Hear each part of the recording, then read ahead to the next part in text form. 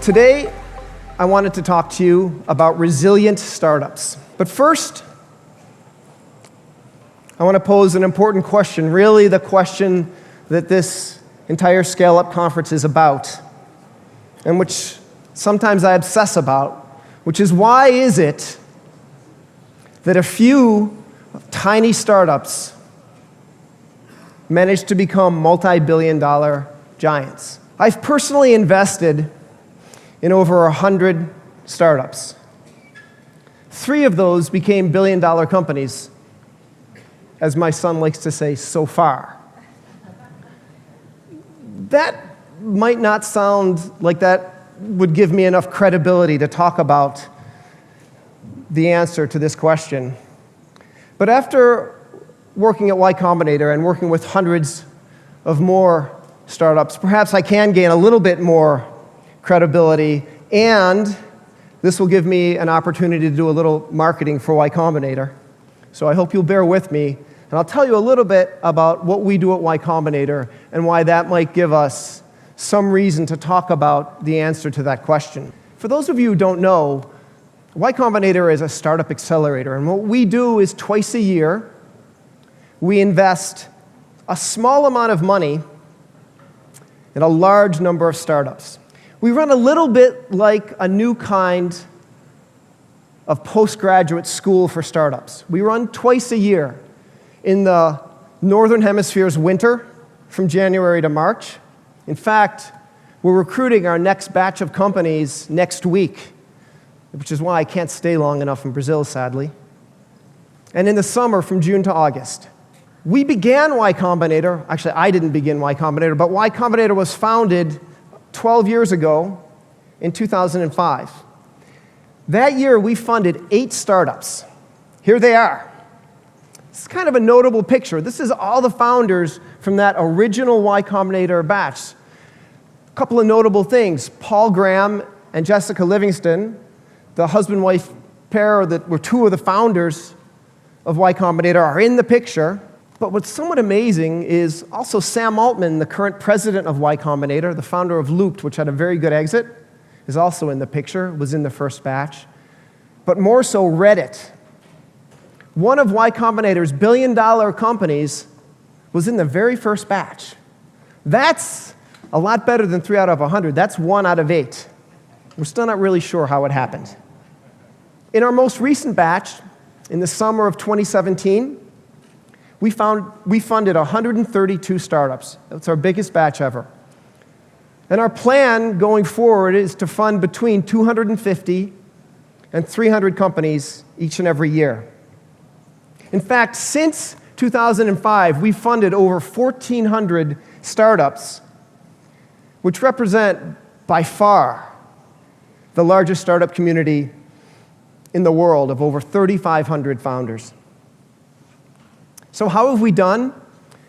10, actually it's more than 10 now, YC alumni are valued at over $1 billion. And actually, maybe more interesting, over 60 YC alumni are currently valued at over $100 million, and hopefully on the road to being in that billion-dollar club.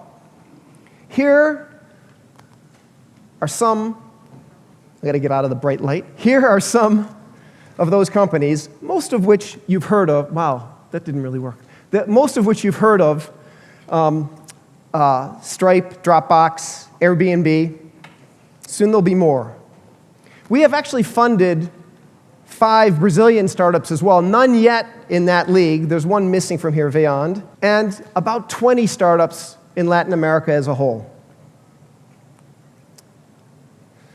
All combined, the valuation of the companies that YC has funded is over $85 billion today.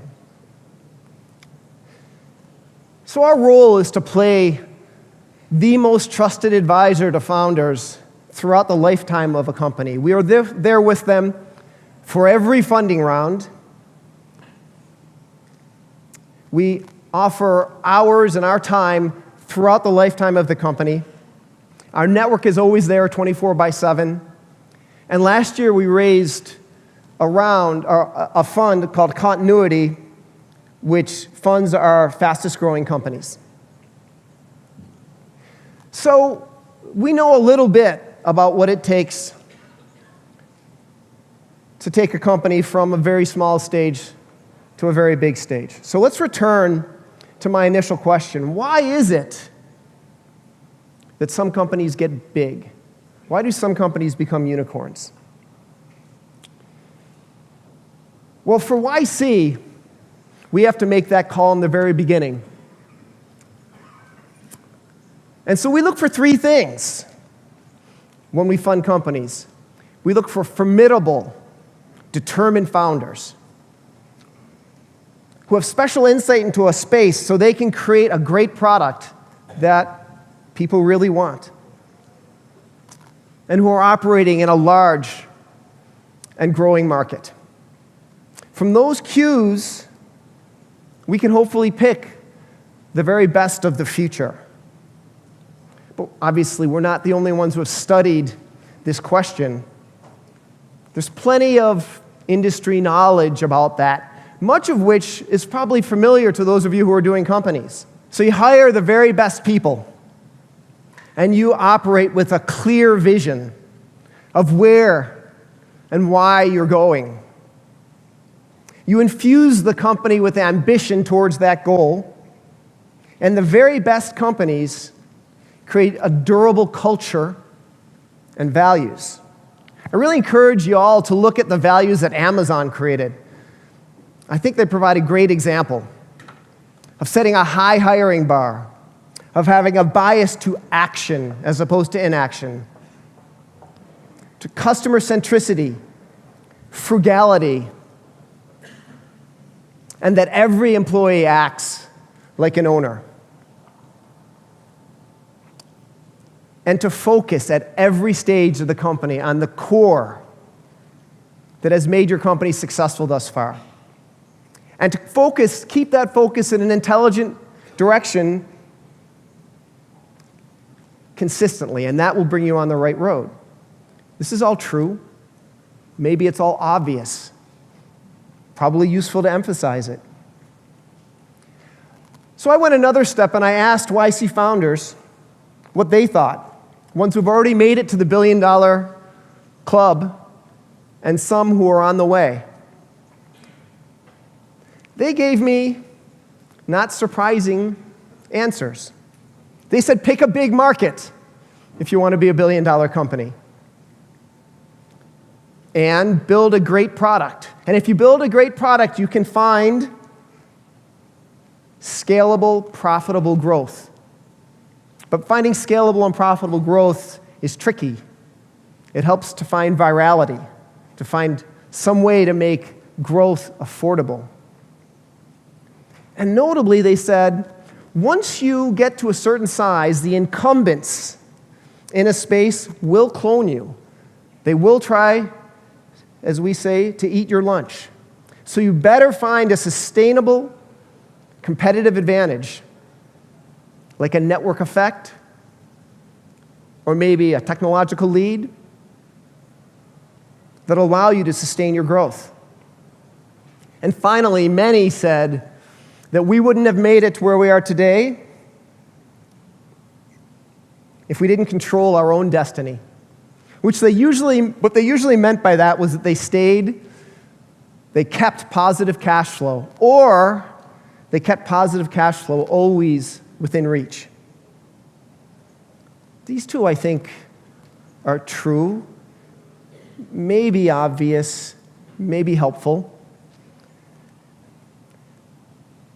But I want to add one more thought for you here, which is back to the title of my talk. And I was thrilled to learn that this is the same word in Portuguese as in English. It's resilience. And the reason I titled this talk The Resilient Startup is that I'll argue that resilience is the ultimate superpower that allows a founder and a company to transcend, to succeed in the face of extraordinary stresses of starting a company and then blitzscaling it to success. This is true from the very beginning of a company. We have a saying at Y Combinator that every startup is broken. Let me tell you a little anecdote. It's a strange and complicated story, but I became a partner at Y Combinator at the same time that I founded my own accelerator focused on educational technology. And in the summer of 2011, we funded our first batch of 10 companies. And we were really excited about it. And then we brought them in after we'd interviewed and chosen, and we had in-depth discussions about each company. And later that day, I went to Y Combinator, and I ran into Jessica Livingston, Paul's wife and co-founder, who's a very sunny person. And she said, "Hi, Geoff." I said, "Hi, Jessica." She said, "Geoff, what's wrong?" And I said, "Well, we just funded 10 companies, and I met with all of them." And she looked at me and said, "And they're all horrible, right?" I said, "Yes, they're terrible. They're all, every single one of them, broken." And she said, "Of course they are. They always are. And the best of those startups will transcend that brokenness, will correct what's wrong." And it turns out that 2 of those companies in our very first batch are now 2 of the fastest growing edtech companies in the entire world. Every school in the United States and many, many, many more around the world use the tools they have created.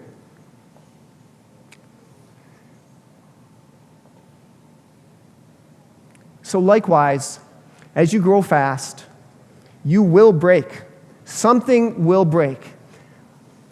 And the mark of the company will be how you handle that failure. Let me give you a few case studies, some from personal experience.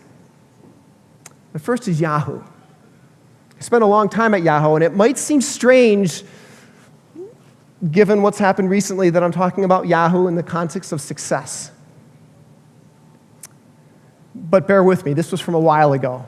From 1995 to 2000, Yahoo's revenue went from 0 to $1.1 billion.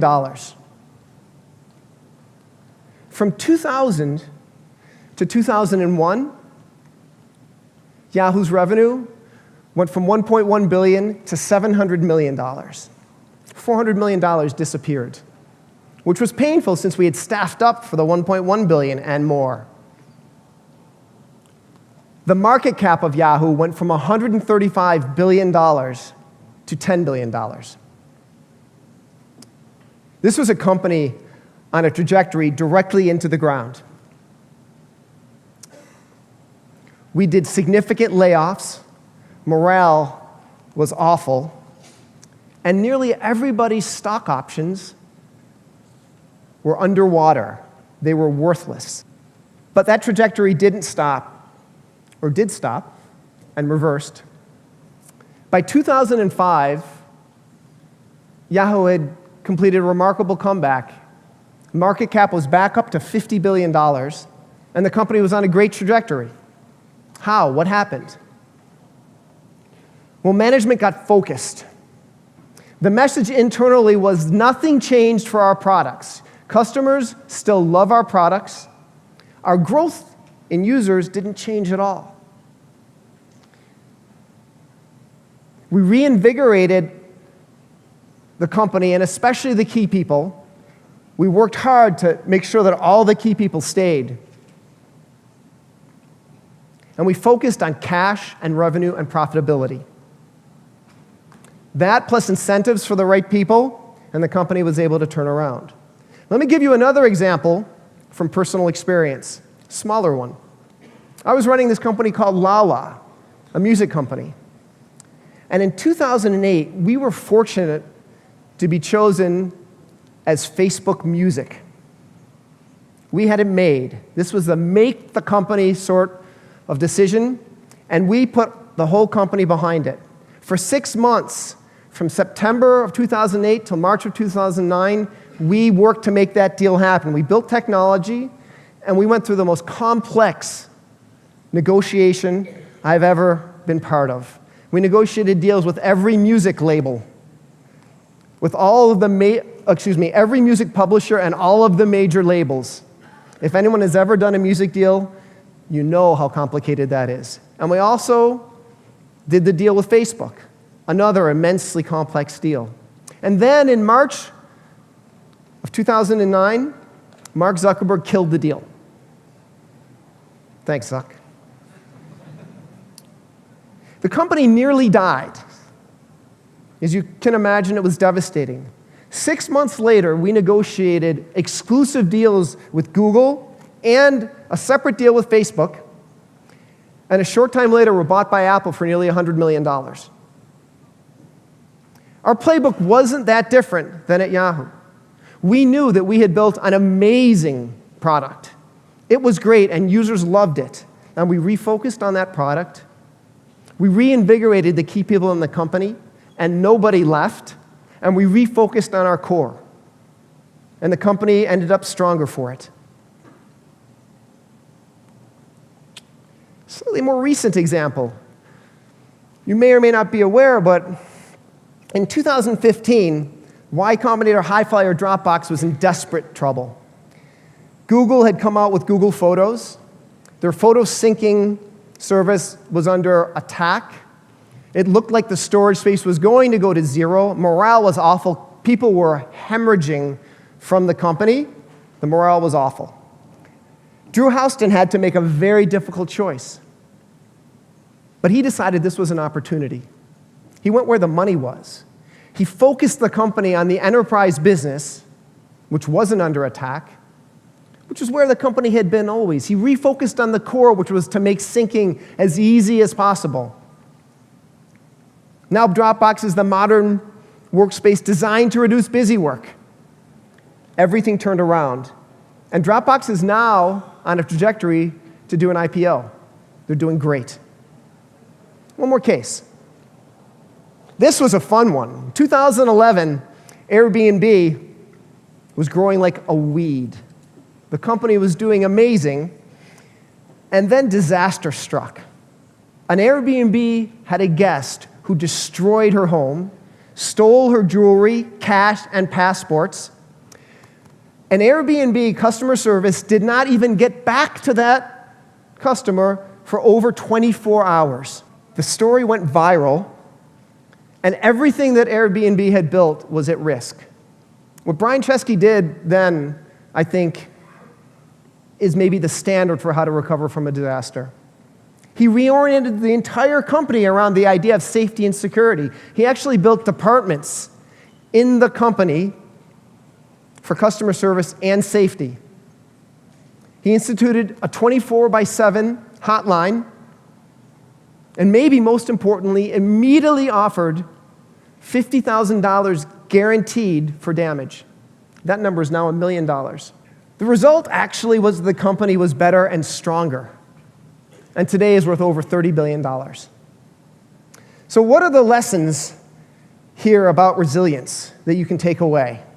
It shows that things will break, and the mark of whether your company transcends is how you react, how you prepare for disasters, how you manage the recovery, whether you keep on believing and keep to your vision, how well you communicate and retain and recover morale,